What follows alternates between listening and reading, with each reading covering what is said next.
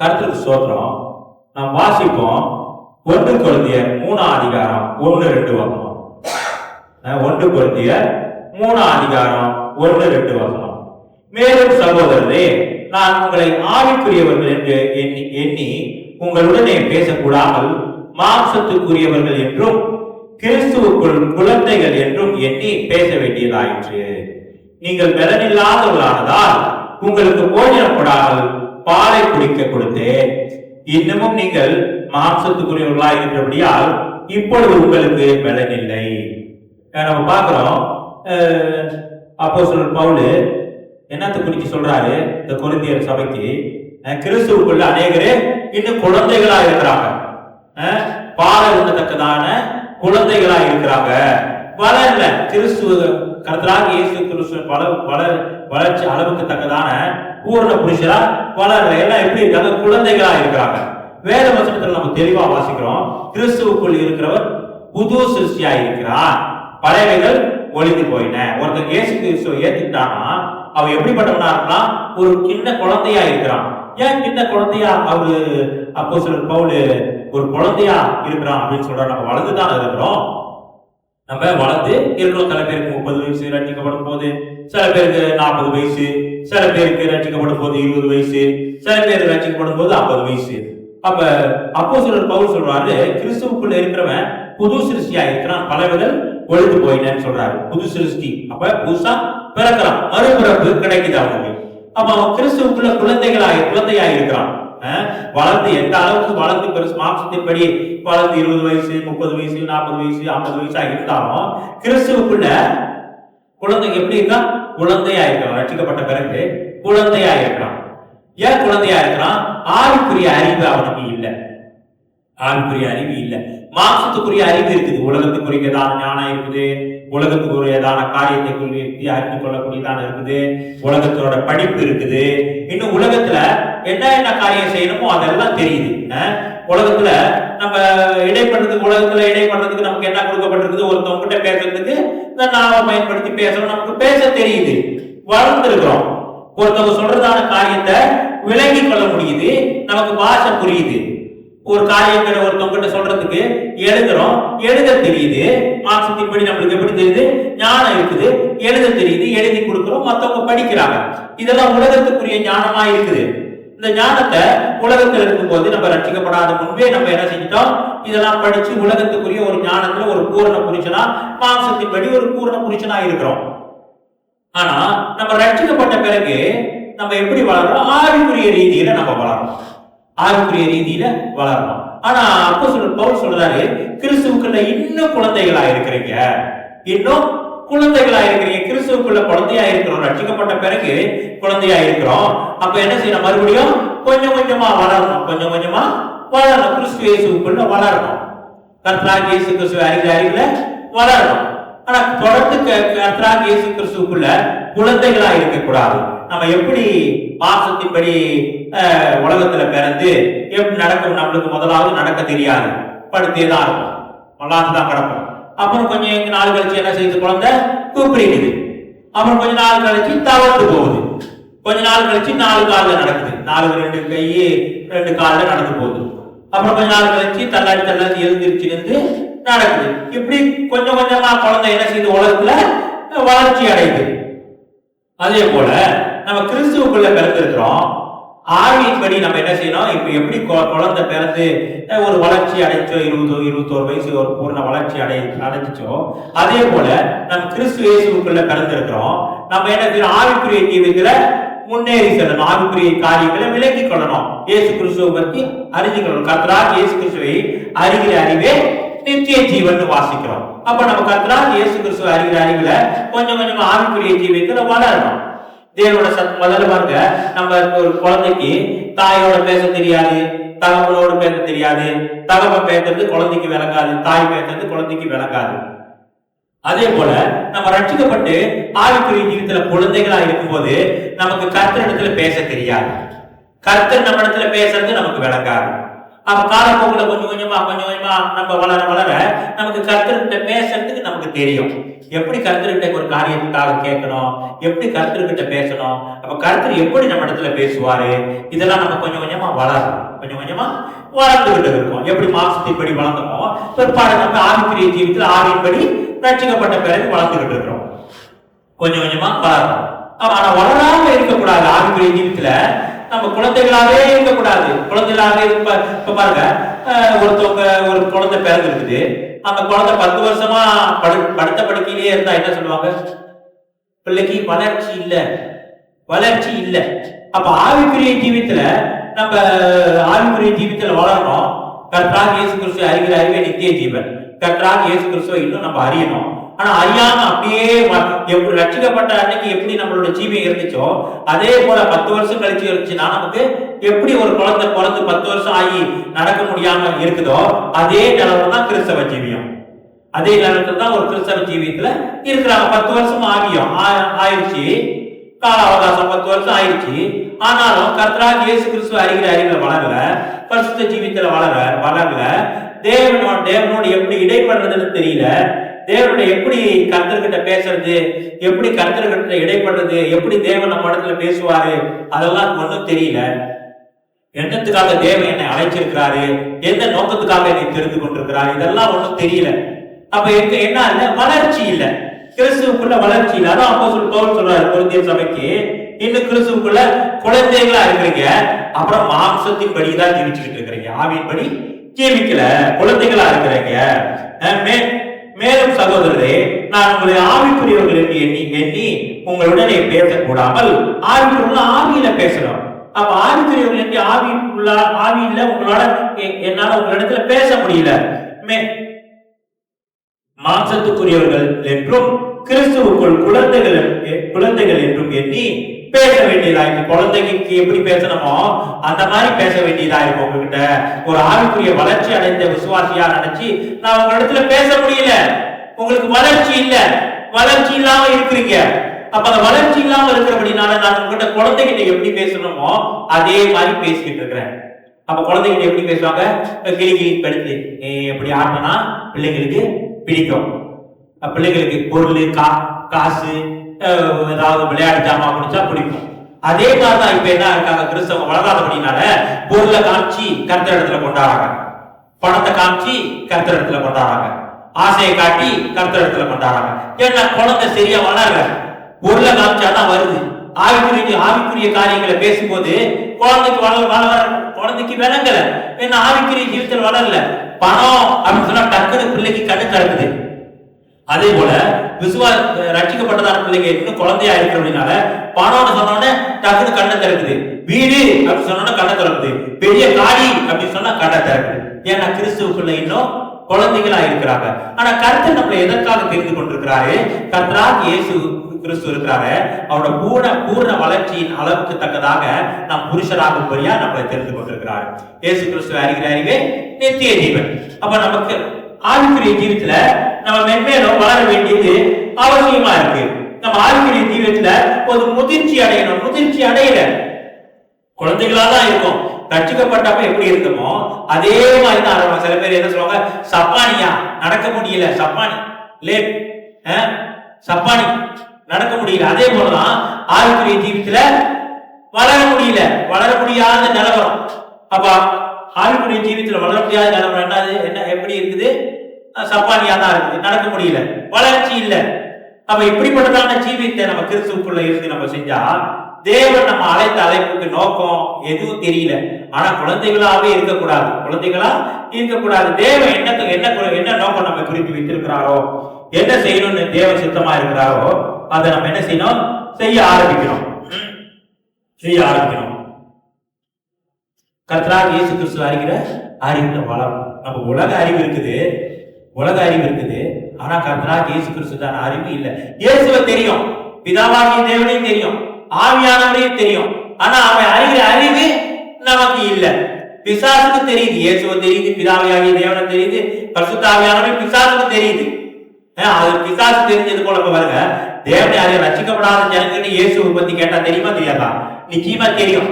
ரட்சிக்கப்படாதவங்கிட்ட இயேசு எப்படி ஐயோ இயேசு சிலுவையில் அரைச்சிட்டாங்க, இயேசு இப்படியா நன்மை செய்து வந்தாரு, ஒவ்வொருத்தருக்கும் நன்மை செய்து வந்தாரு, சப்பானிய நடக்க செய்தாரு, குருடனை பார்வையடைய செய்தாரு, குஷ்டரோகிய சுத்தமாக்குனாரு அப்படின்னு எல்லாருக்கும் தெரியும். ஆனா தேவனை அறியாத ஜனங்களுக்கு எல்லாருக்கும் இயேசுவை பத்தி இயேசு எப்படி ஜீவிச்சாரு என்ன செஞ்சாருன்னு தெரியும். ஆனா இயேசு கிறிஸ்துவை அறிகிற அறிவு அவங்களுக்கு இல்லை. ஆனா ரட்சிக்கப்பட்ட புது சிருஷ்டியா இருக்கு கிறிஸ்தவங்களா இருக்கிறதான நாமும் அவங்கள போல இயேசுவை அறிந்து கொள்ளக்கூடாது. நம்ம இயேசு கிறிஸ்துவை அறிகிற அறிவுல வளர்ச்சி அடையணும். இயேசு கிறிஸ்துவை அறிகிற அறிவுல வளர்ச்சி அடையணும். இப்ப பாருங்க, ரட்சிக்கப்பட்டுட்டாங்க, குழந்தைகளா இருக்கிறாங்க. அப்ப அவங்க எப்படி ஜீவிப்பாங்க? எதையாவது சார்ந்துதான் ஜீவிப்பாங்க. ஊழியக்காரனை சார்ந்து ஜீவிப்பாங்க, விசுவாசிகளை சார்ந்து ஜீவிப்பாங்க. ஏதாவது பிரச்சனை வந்துச்சுன்னா தேவனோடு எனக்கு ஐக்கியம் இருக்குது, கர்த்தர் காரியத்தை செய்வாரு, நான் யாரையும் சார்ந்து ஜீவிக்க தேவையில்லை, இயேசுவை சார்ந்து ஜீவிச்சா போதும் அப்படின்றதான நம்பிக்கை அவங்களுக்கு இருக்கும். இல்லாட்டி என்ன செய்வாங்க, கடைசி வரைக்கும் ஊழியக்காரன் தான் பிடிச்சுக்குவாங்க. சாவ வரைக்கும் ஊழியக்காரனை பிடிச்சுக்கிட்டு ஊழியக்காரன் முன்னாலேயே போறது, ஊழியக்காரன் முன்னாலேயே வர்றது, ஊழியக்காரன் என்ன சொல்றாலும் அதே தேர்வு. ஆனா தேவனுக்கு அவங்களுக்கு ஒரு ஐக்கியம் இல்லை. நம்ம அப்படி ஜீவிக்க கூடாது. ஊழியக்காரன் முட்டு கொடுக்கும் போது ஒரு அளவுதான் ஊழியக்காரன் முட்டு கொடுக்க முடியும். அதுக்கப்புறம் என்ன செய்யணும், இயேசு கிறிஸ்துவை பிடிச்சுக்கணும். அதுக்கப்புறம் இயேசு கிறிஸ்துவை பிடிச்சுக்கணும். ஆவியானவர் நமக்குள்ள இருக்கிறாரு, அவர் பேசுற சத்தத்தை நம்ம கேட்க ஆரம்பிக்கணும், அவரோடு இடைப்படணும். இயேசு நமக்குள்ள இருக்கிறாரு.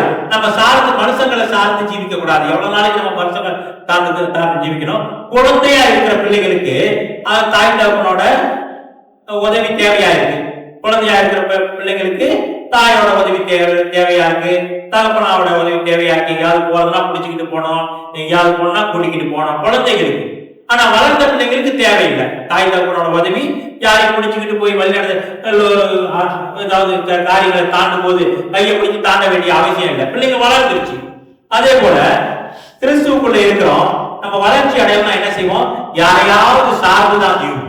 தேவனோடு பேசவும் தேவன் பேசுற சத்தத்தையும் நம்மளால கேட்க முடியல. வளர்ச்சி இல்லை, வளர்ச்சி இல்லை.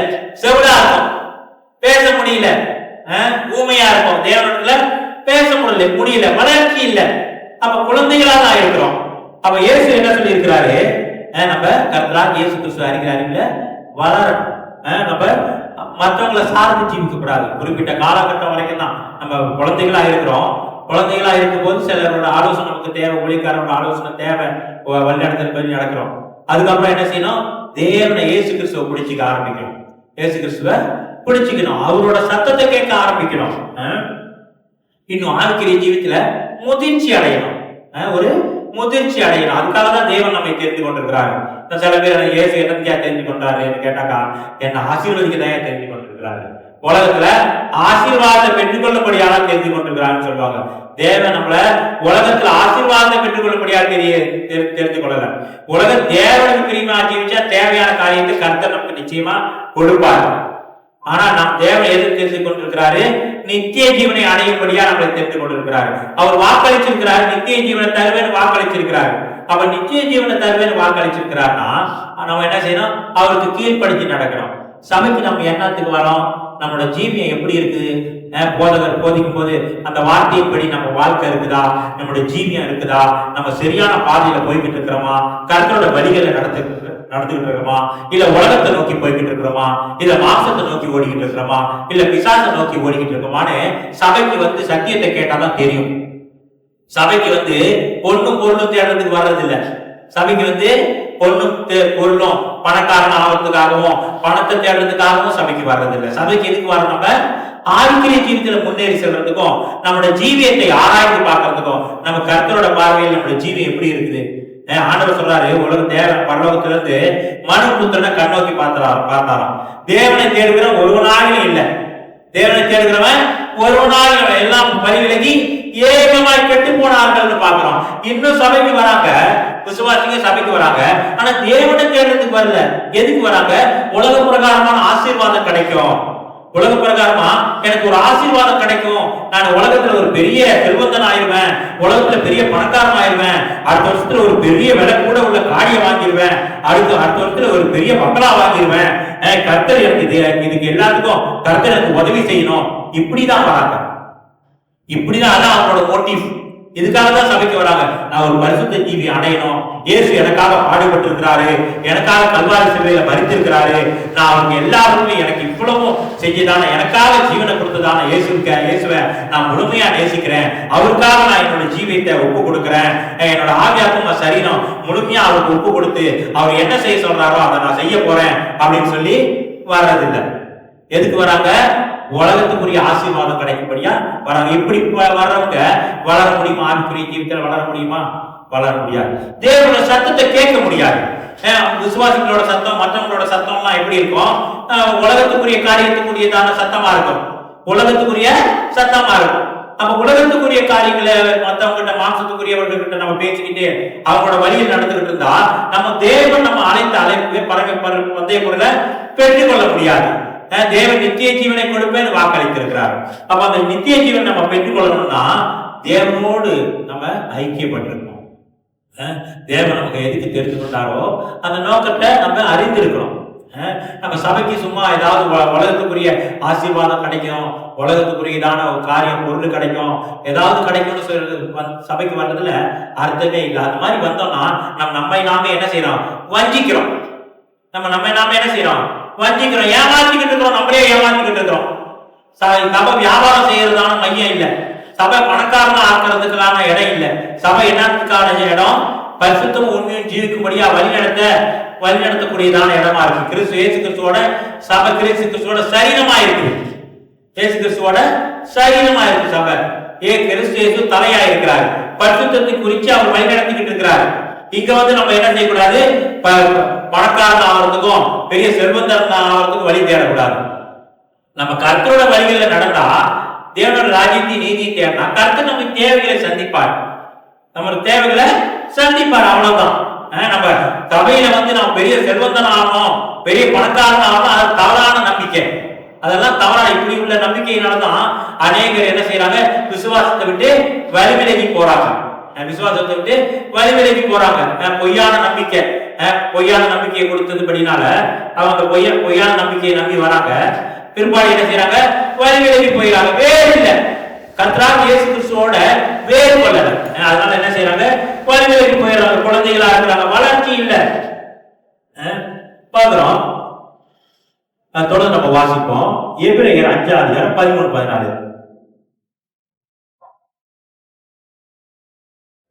எபிரேயர் 5:13-14.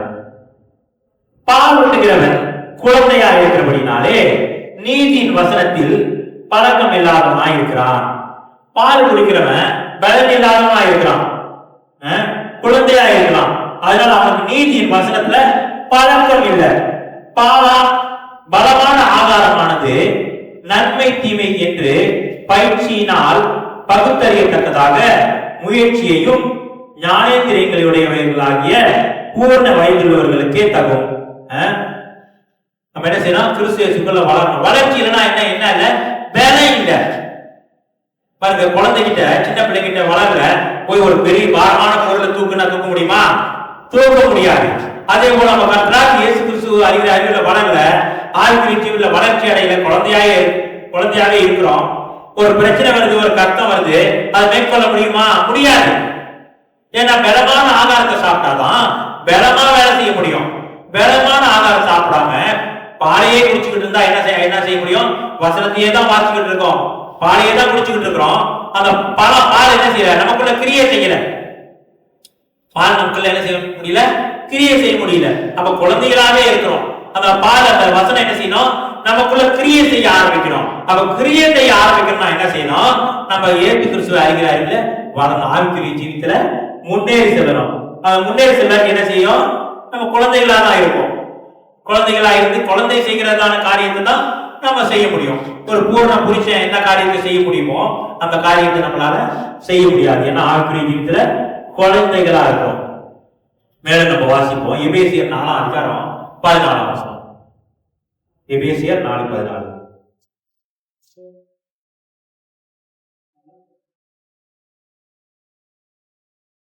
நாம் இனி குழந்தைகளாயிராமல் மனுஷனுடைய சூதும் வஞ்சிக்கிறதுக்கு ஏதுவான தந்திரமுள்ள போதகமாகிய பலவித காற்றினாலே அலைகளைப் போல அடிபட்டு அலைவராயிராமல் என்ன செய்யணுமா? பலவிதமான காத்தினால அலைப்பட்டு இருக்கிறாங்களா, அந்த மாதிரி அலையக்கூடாதான். தேவன் என்ன நோக்கத்தில் நம்ம தெரிந்து கொண்டாரு, அந்த நோக்கத்துல பிடியா இருக்கணும். நித்திய ஜீவனை தருவேன்னு சொல்லி இருக்கிறாரு. கற்பனைகளை கை கொள்ளும்படியா நம்மளை தெரிந்து கொண்டிருக்கிறாரு. அவரோட வழிகளை நடக்கும்படியா நம்மளை தெரிந்து கொண்டிருக்கிறாரு. பக்க வழியா சில பேர் நுழைந்து என்ன செய்யறாங்க, இந்த பண ஆசையை காட்டி, வளத்தை காட்டி, சுகபோகமான வாழ்க்கையை காட்டி கர்த்தரோட பிள்ளைகளை வழிவிலகி போகும்படியா செய்யறாங்க. ஏன் அப்படி செய்யறாங்க? அவங்க குழந்தையா இருக்கிறபடினால. வளர்ச்சி இல்ல, குழந்தைகளை ஏமாத்திடலாம். சின்ன பிள்ளைகிட்ட ஒரு முட்டாய் கொடுத்தா என்ன செய்யும்? எங்க கூப்பிடுறோமோ வந்துடும். சின்ன பிள்ளை முட்டாய் கொடுத்தா எங்க கூப்பிடுறோமோ வந்துடும். சாக்லேட் கொடுத்தா என்ன செய்யும்? சின்ன பிள்ளை கூடயே வந்துடும். அதே போல ஆவிக்குரிய வார்த்தையினால, பலமுள்ள வார்த்தையினால பலப்படாதபடினால ஏதாவது பொண்ணையும் பொருளையும் காட்டி அவங்கள வசப்படுத்தி என்ன செய்யலாம்? சபையில தான் இருப்பாங்க, எல்லா காரியம் செஞ்சுக்கிட்டு இருப்பாங்க. ஆனா அவங்க வழி எப்படி இருக்கும்? உலகத்தை நோக்கி போய்கிட்டு இருக்கும். இதான் பிசாசோட தந்திரம். ஒரு விசுவாசிய சபையிலிருந்து வெளியாக்கி மறுபடியும் தேவனை மறுதளிச்சு வெளியே போக வைக்க மாட்டான் பிசாசு. இப்போ உள்ள விசுவாசிகள் பிசாசு என்ன செய்யறான்? சபையிலே தான் வச்சிருக்கிறான்.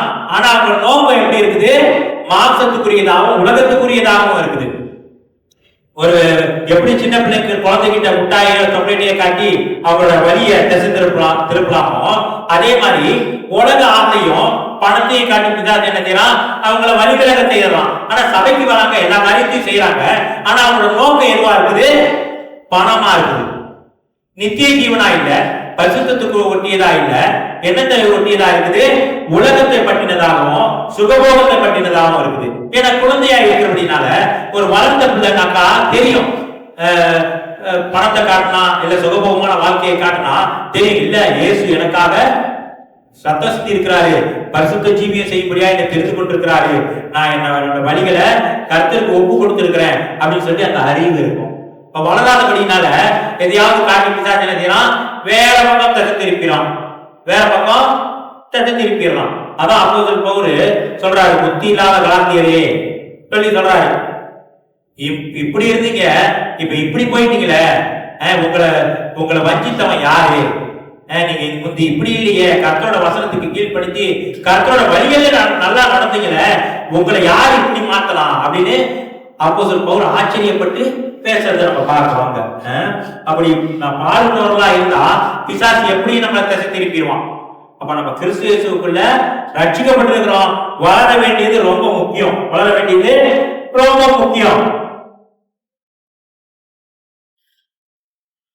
வளராத பிள்ளை பேர் என்ன செய்யும்?